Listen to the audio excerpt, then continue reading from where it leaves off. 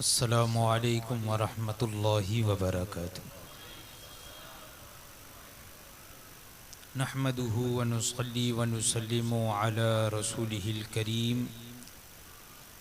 اما بعد فاعوذ باللہ من الشیطان الرجیم، بسم اللہ الرحمن الرحیم۔ وعلمك ما لم تكن تعلم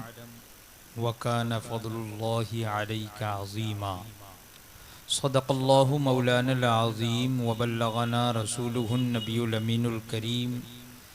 ونحن على ذلك لمن الشاہدین والشاکرین والحمد للہ رب العالمین۔ آئیے سب سے پہلے آقا نامدار مدنی تاجدار روحی فدا جناب احمد مجتبی محمد مصطفیٰ صلی اللہ تعالی علیہ وسلم کی بارگاہ بے کس پناہ میں ہدیہ درود نچھاور کریں۔ اللہم صلی علی سیدنا و مولانا محمد معدن الجود والکرم وآلہ الکرام وابنہ الکریم وبارک وسلم صلاة و سلاما علیک یا سیدی یا رسول اللہ صلی اللہ تعالی علیہ وسلم۔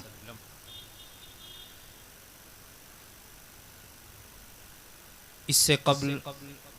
درس تمہید ایمان کا آغاز کافی وقت پہلے سے ہی ہو چکا تھا، اور جس کی ریکارڈنگ جماعت رضائے مصطفیٰ شاخ ممرہ کی جانب سے اپلوڈ وغیرہ کی گئی، اور اس کی الحمدللہ 6 نشستیں ہو گئی۔ تو اسی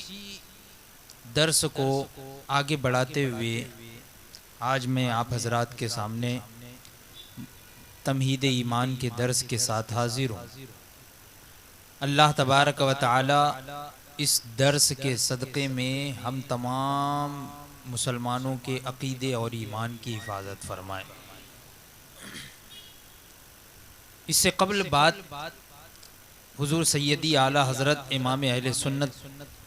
سیدنا امام احمد رضا خان فاضل بریلوی قدس سرہ العزیز نے یہ فرمائی کہ دیوبندیوں کے پیشوا اشرف علی تھانوی نے معاذ اللہ حضور اکرم صلی اللہ تعالی علیہ وسلم کے علم کو جانور، چوپائے، پاگل بچوں کے برابر قرار دے دیا۔ اس کا رد فرمایا اعلی حضرت نے، اور پھر آگے ارشاد فرماتے ہیں کہ دیکھو تمہارا رب عز و جل فرماتا ہے وَعَلَّمَكَ مَا لَمْ تَكُنْ تَعْلَمْ وَكَانَ فَضْلُ اللَّهِ عَلَيْكَ عَظِيمًا، جس کا ترجمہ یہ ہے کہ اے نبی، اللہ نے تم کو سکھایا جو تم نہ جانتے تھے، اور اللہ کا فضل تم پر بڑا ہے۔ اشرف علی تھانوی نے سب کے علم کو برابر کر دیا، معاذ اللہ رب العالمین، یعنی جانور، چوپائے، سب کا جو علم ہوتا ہے، یعنی عام طور پہ علم ایک علم ہوتا ہے نا ذہن میں، یعنی جو چیز بھی ذہن میں آ جائے، جیسے کہ پرندہ ہے تو اس کے ذہن میں آتا ہے کہ مجھ کو اڑنا ہے، مچھلی ہے تو اس کے ذہن میں ہے کہ مجھے تیرنا ہے۔ یہ تو اس کے برابر معاذ اللہ اس نے انبیاء کرام علیہم الصلاۃ والتسلیم کے علم کو بتا دیا۔ تو اعلی حضرت فرماتے ہیں کہ اگر ویسا علم ہوتا جیسا کہ جانور چوپائے والا معاذ اللہ ویسا علم اگر ہوتا تو پھر یہ کیا کوئی فضیلت والی چیز ہوئی؟ یہ تو سب میں برابر ہوگی۔ یہ اتنا علم تو تمام لوگوں میں ویسے ہی ہے، سب میں برابر ہے۔ پھر اللہ تبارک و تعالی یہاں ارشاد فرما رہا ہے وَعَلَّمَكَ مَا لَمْ تَكُنْ تَعْلَمْ، کہ محبوب اللہ نے تم کو سکھایا جو تم نہ جانتے تھے، وَكَانَ فَضْلُ اللَّهِ عَلَيْكَ عَظِيمًا، اور یہ اللہ کا تم پر بڑا فضل ہے۔ یعنی اس سے حضور اکرم صلی اللہ تعالی علیہ وسلم کی فضیلت کا اظہار فرما رہا ہے اللہ تبارک و تعالی اس آیت کریمہ سے کہ حضور اکرم صلی اللہ تعالی علیہ وسلم کو جو علوم اللہ تبارک و تعالی نے عطا فرمائے اس بنا پر اس علم کی وجہ سے اللہ تبارک و تعالی نے حضور کی فضیلت بیان فرمائی. تو علم کی بنیاد پر فضیلت حاصل ہوئی تو کیسے برابر ہو سکتی؟ یہ سوچنے کی بات ہے کیا؟ پھر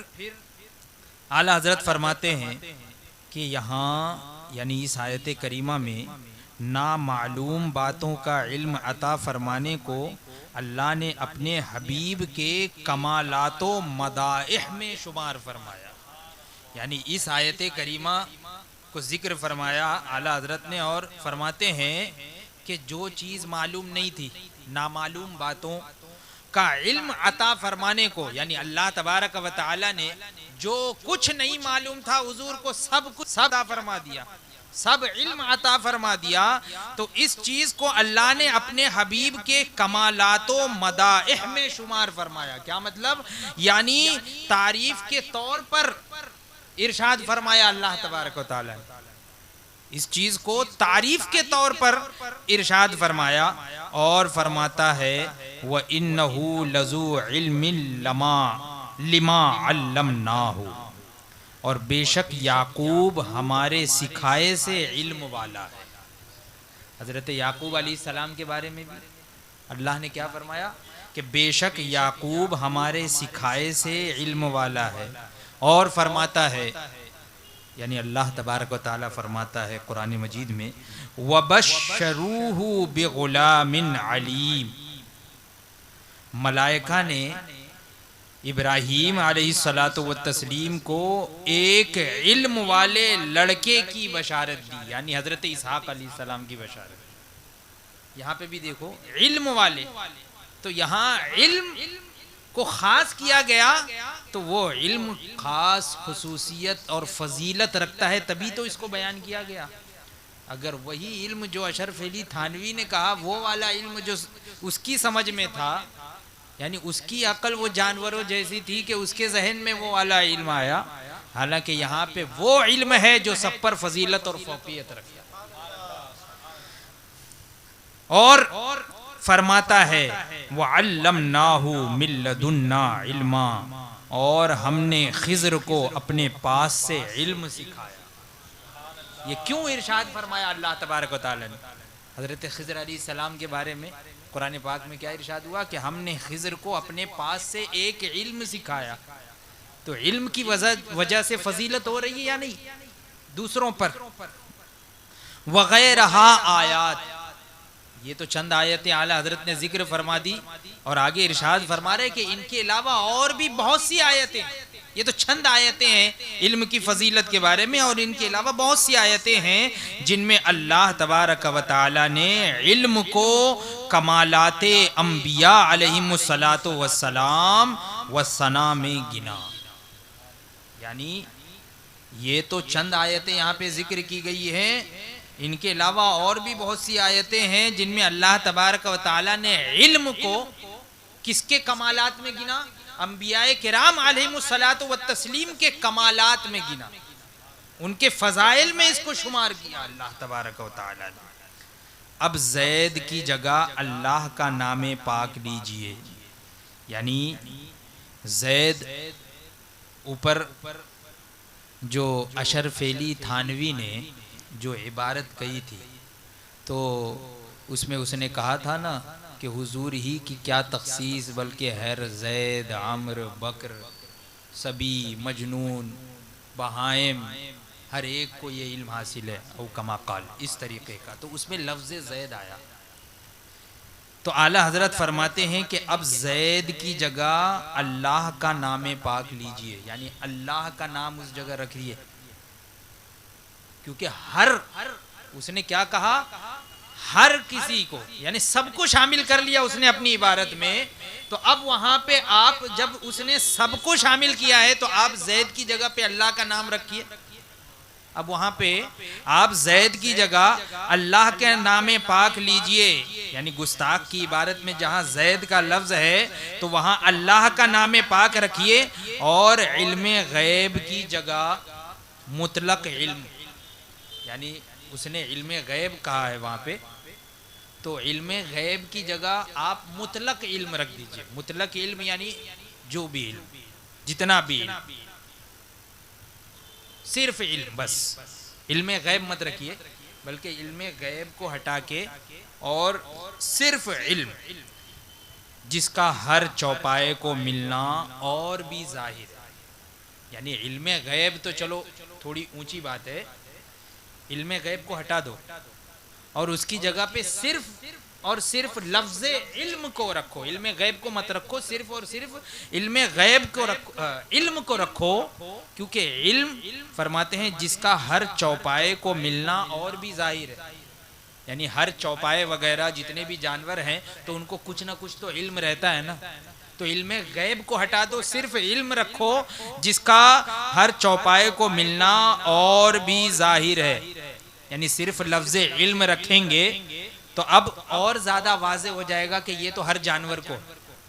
یہ علم جو ہے وہ ہر جانور کو ہے، تو اب وہ علم جو جانور کو ہوتا ہے تو وہ کیا وہ فضیلت والا ہوتا ہے؟ وہ تو ہر ایک میں ہو رہا ہے،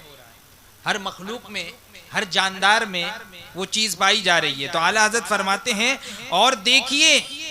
کہ اس بدگوئے مصطفیٰ کی تقریر کس طرح کلام اللہ کا رد کر رہی ہے، یعنی اس طرح آپ رکھیے اس کی عبارت کو کہ زید کی جگہ پہ اللہ تبارک و تعالیٰ کا نام رکھیے،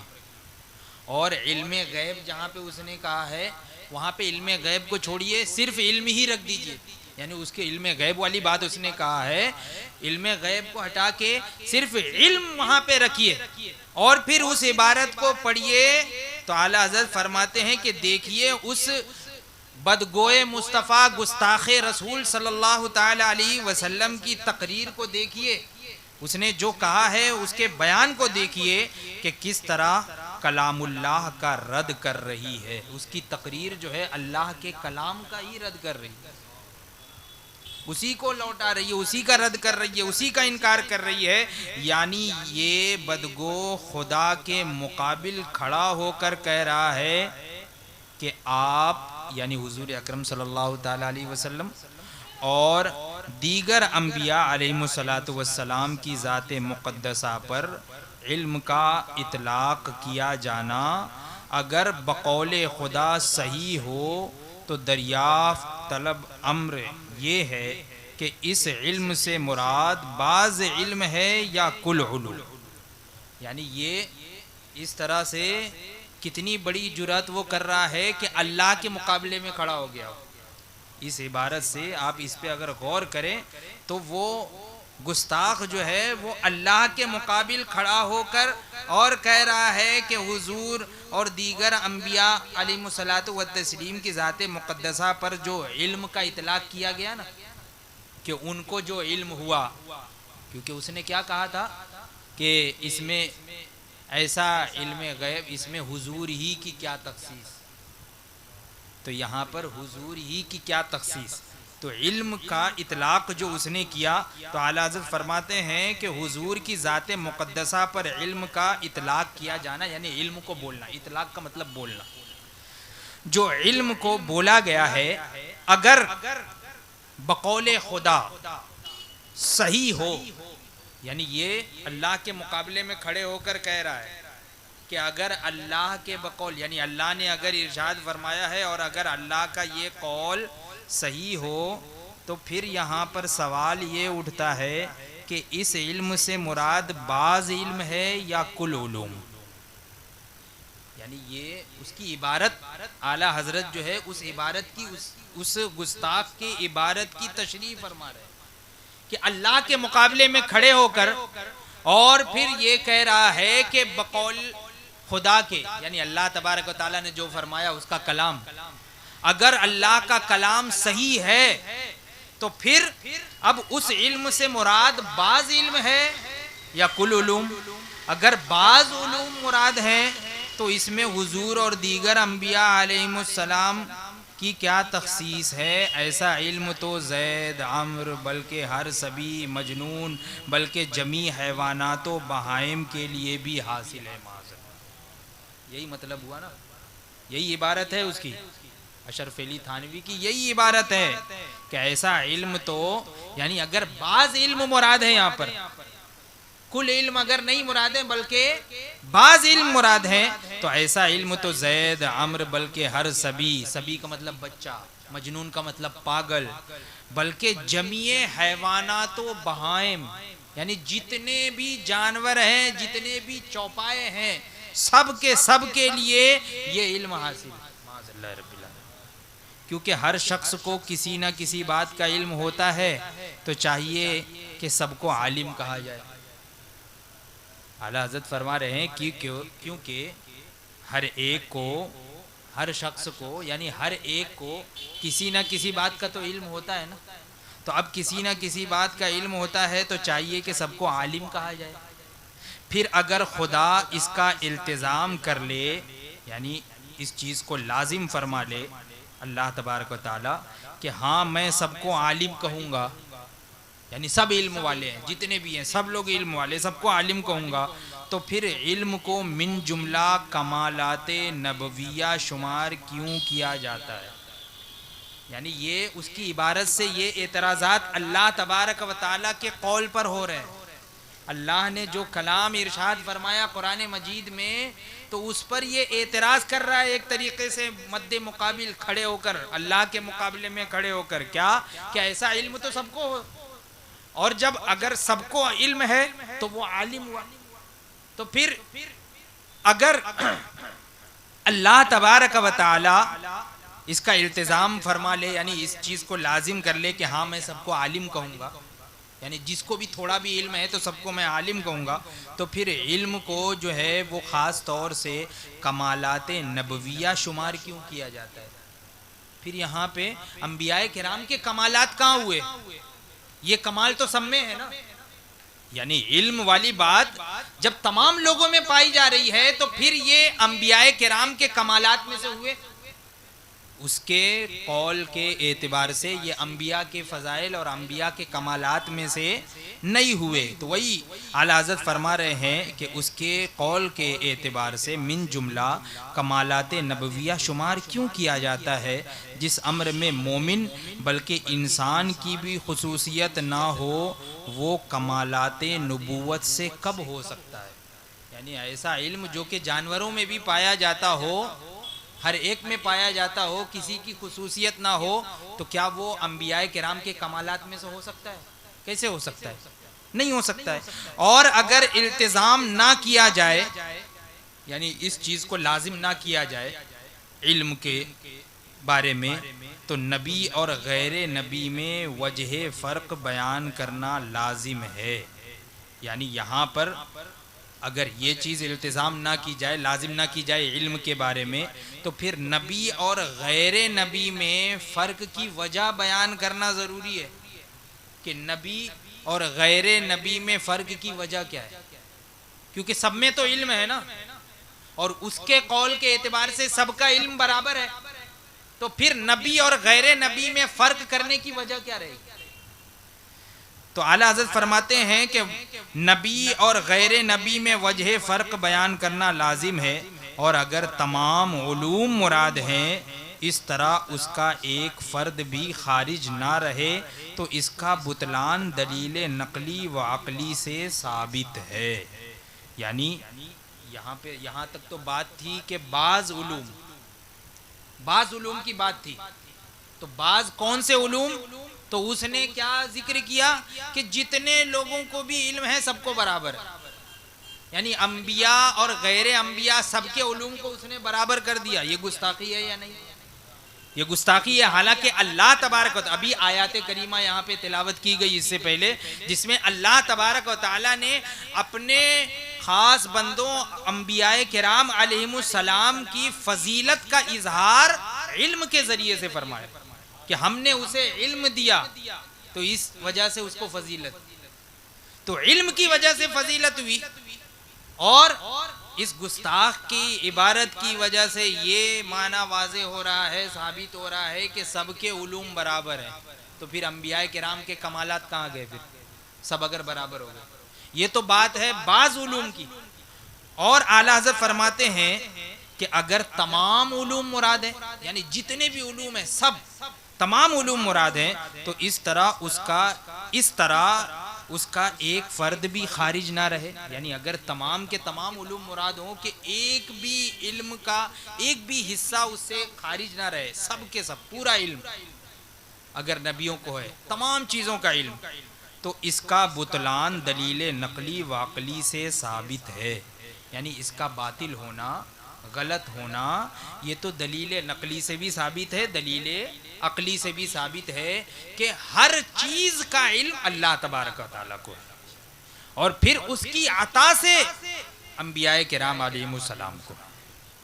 تو ہر چیز کا علم کہ اس میں سے ایک بھی چیز کم نہ ہو، تو اس کا باطل ہونا یہ تو دلیل نقلی سے بھی ثابت ہے۔ دلیل نقلی کا مطلب وہ اصلی نقلی نہیں، دلیل نقلی کا مطلب ہوتا ہے قرآن سے، یعنی قرآن کی آیت سے یا احادیث کریمہ سے، اس کو کہتے ہیں، یعنی نقل کی ہوئی چیز، تو اس کو کہتے ہیں دلیل نقلی۔ تو یہ چیز تو دلیل نقلی سے بھی ثابت ہے، یعنی اس کا باطل ہونا یہ دلیل نقلی سے بھی ثابت ہے اور دلیل عقلی سے بھی ثابت ہے، یعنی عقل کی دلیل سے بھی ثابت ہے کہ جو اللہ تبارک و تعالیٰ کو علم ہے وہ علم ذاتی ہے اس کا، اور دوسرے مخلوق کو جو علم ہے وہ عطائی علم ہے، اور ذاتی اور عطائی میں فرق ہے۔ تو اس وجہ سے یہ دلیل عقلی اور نقلی سے اس کا بطلان یہ تو ثابت ہے، یہ اعلیٰ حضرت فرماتے ہیں۔ تو فرماتے ہیں پس ثابت ہوا کہ خدا کے وہ سب اقوال اس کی دلیل سے باطل ہیں، یعنی اللہ تبارک و تعالیٰ نے جتنا بھی قول فرمایا، جتنی بھی آیات کریمہ میں انبیاء کرام کی فضائل بیان ہوئے، علم سے متعلق فضائل بیان ہوئے، تو اعلیٰ حضرت فرماتے ہیں کہ اس گستاخ کی اس عبارت سے یہ ثابت ہوا کہ خدا کے وہ سب اقوال اس کی دلیل سے باطل ہے، اس کی دلیل سے باطل ہے۔ مسلمانوں دیکھو کہ اس بدگو نے فقط محمد الرسول اللہ صلی اللہ تعالی علیہ وسلم ہی کو گالی نہ دی، بلکہ ان کے رب کے کلاموں کو بھی باطل و مردود کر دیا۔ صرف حضور کی ہی شان میں گستاخی نہیں کی، گالی نہیں دی، یہ گالی ہی تو ہے، گالی ہے کہ نہیں بھئی؟ یہاں اس سے پہلے بھی اعلیٰ حضرت نے فرمایا، ذکر کیا، اس سے پہلے والے درس میں بھی یہ بات ذکر ہو چکی ہے کہ یہی چیز تم ان کو کہو، ان کو اسی سے پکارو کہ گدھے کا علم رکھنے والے، گدھے جیسا علم رکھنے والے، ہاں کتے جیسا علم رکھنے والے، یا کتے کی عقل والے، ایسے ہی کہے کہ اس کو بولو، دیکھو اس کو برا لگے گا یا نہیں؟ تو یہ جملہ گستاخی والا ہوا یا نہیں؟ ہاں جب وہ اپنے لیے برداشت نہیں کر سکتا اور وہی چیز وہ حضور کے لیے استعمال کر رہا ہے تو گستاخی ہوئی یا نہیں؟ اعلیٰ حضرت نے اس سے پہلے والے درس میں یہ چیز بیان ہوئی تھی، اعلیٰ حضرت نے ذکر کیا ہے کہ انہی کو پکارو اس بات سے۔ اور چلو اگر مان لو کہ وہ ظاہری طور پہ اگر ظاہر نہ کرے، یعنی مسکرا دے سن کے، لیکن دل میں تو ضرور برا سمجھے گا، یعنی ظاہری طور پہ بھائی میری بات رکھ لی جائے، اس لیے وہ چاہے جتنا بھی اس کو کتا سور یہ وہ کہتے رہو تم، لیکن وہ ہنستا رہے، لیکن دل میں تو وہ برا سمجھے گا۔ اور چلو اس کو چھوڑو، آپ عدالت میں چلے جاؤ اور جج کو کہہ دو، جج کو بولو جو عدالت میں ہے، منصف جج، اور جج کے سامنے کھڑے ہو کر کہو کہ تم جو ہے وہ تمہارا علم تو کتے جیسا ہے، کتے کے برابر ہے، سور کے برابر ہے، تو پھر وہ بغیر فیصلے کے ہی پھانسی پہ چڑھوا دے وہ جج۔ ہاں تو یہاں دنیاوی اعتبار سے وہی کلام اگر کسی انسان کے لیے، عام انسان کے لیے کہا جائے تو گستاخی کہلائے، اور وہ جو سید الانس والجان ہے ان کے حق میں اور ان کی شان میں اگر کوئی کہے تو کیسے گستاخی نہیں ہو سکتی؟ تو وہ بے شک سراسر یہ گستاخی ہے۔ تو اعلیٰ حضرت فرماتے ہیں کہ اس بدگو نے فقط محمد الرسول اللہ صلی اللہ تعالی علیہ وسلم ہی کو گالی نہ دی، بلکہ ان کے رب کے کلاموں کو بھی باطل اور مردود کر دیا معاذ اللہ.